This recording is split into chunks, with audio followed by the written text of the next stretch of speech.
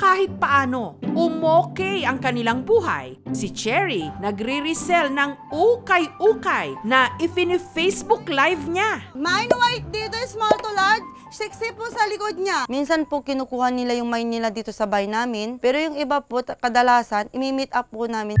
Hanggang nitong nakaraang linggo, habang binubuksan ni Cherry ang tali ng ukay na may lamang carpet, kurtina, kobrekama, apron at punda, may isang puting sobre sa sahig. Nakita ko po siya dito sa baba, talagang makinis, walang dumi. Makapal po yun eh, tas parang checky siya na magaspang. Nandito po siya nakapatong. At nung buksan niya ito, tumambag ang bulto-bultong pera.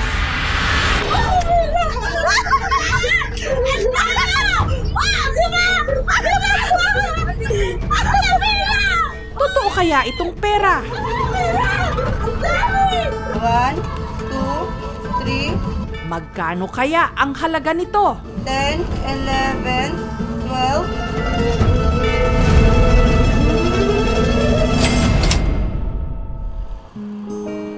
Dito sa Kamiling sa Tarlac, nakatira sina Cherry. Sa pagta-tricycle ng kanyang mister nila binubuhay ang dalawa nilang anak. Pero sa gitna ng pandemya, nahinto si Mark sa pamamasada. Walang pasada kasi bihira ka lang makalabas. Pinagkakasya ko na rin po yung kinikita ko para may tawid lang yung araw-araw na pagkain namin. Dagdag problema pa raw ni Cherry ang pampagamot sa may sakit niyang ina. Kaya nagka-ideya siya na magbenta ng ukay-ukay. Ang mga bulto ng ukay, inaangkat daw ng supplier ni Cherry mula sa abroad. Ay, analyze yung mind mo! Ang unang ukay-ukay, ipinangutang pa niya ng 3,000 piso, pambayad. Yung puhunan ko po ay inutang ko po sa pinsan ng asawa ko. Reiki po. 500, isang linggo po yun yung kita. Pag binubuksan namin lahat kung ano-anong sulok-sulok na bulsa, kinakalkal namin. Baka mamaya matsamban namin na mayroong laman.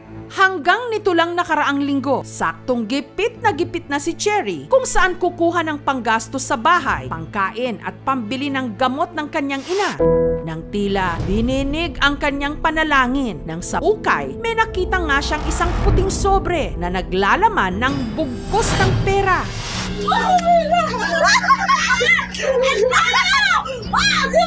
At nung sinuri niya ito, Japanese yen pala, mga lapad.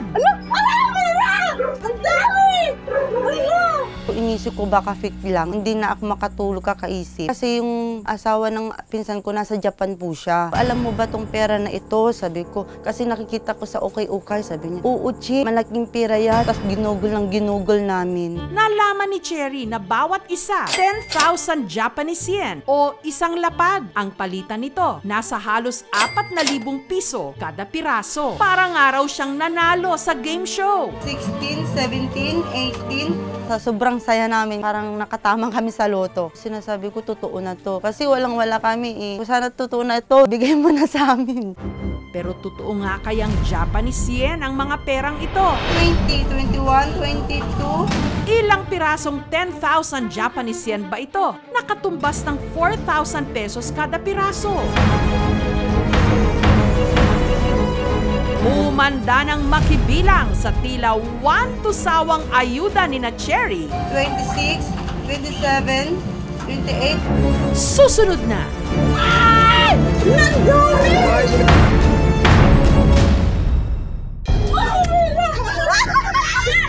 Parang naka-jackpot sa game show ang online seller na si Cherry nung sa ukay na kanyang nabili.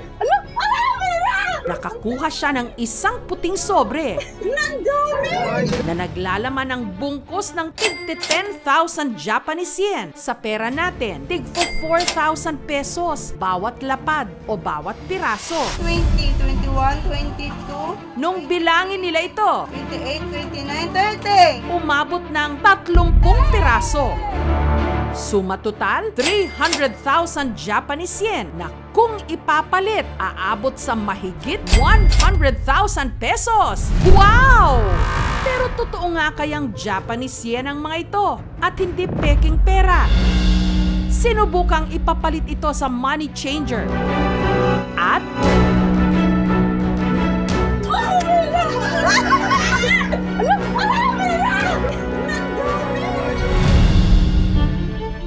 legit nga.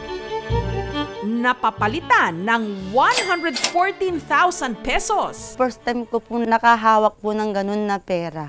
Ipinambili ni Cherry ng bagong tricycle, pampasada ng kanyang mister. Gamitin namin pang-deliver ng ukay-ukay. Yung isang tricycle namin kasi walang pinto, nalalaglag yung mga ukay-ukay. Binigyan din nila ng pera ang kanyang ina, pampadoktor at pambili ng gamot. Yung mama ko po may sakit, lumalaki na po yung puso niya, kaya po binigyan ko po siya ng gamot. Umiyak po sila, malaking tulong na po sa kanila yun. Habang ang natira, ipinambili niya ng panibagong bundle ng ukay, pang negosyo. Malaking tulong po sa amin yun para po tuloy-tuloy po yung live selling ko. Yung mga nakakakuha o nakakadiskubre ng mga personal property na of value, meron tayong obligasyon sa batas na isurrender yan sa city mayor of the locality where the item was found. Meron bang way para maging sa kanila yung nadiskubre nila, no? Dahil wala namang may-ari. Yes, after 6 months, walang claimant, then pwede niya nang kunin yung kanyang nadiskubreng pera. Taga ibang bansa, salaga daw ata nagsusuksok sila doon sa may bail ng ukay-ukay. Kaya swertihan lang po na kung sino makakakuha. Tignan mo nga naman, sa simpleng bungkos ng ukay-ukay, may buhay na magbabago. Thank you so much mga kapuso. Kung nagustuhan niyo po ang videong ito, subscribe na sa GMA Public Affairs YouTube channel. Don't forget to hit the bell button for our latest updates.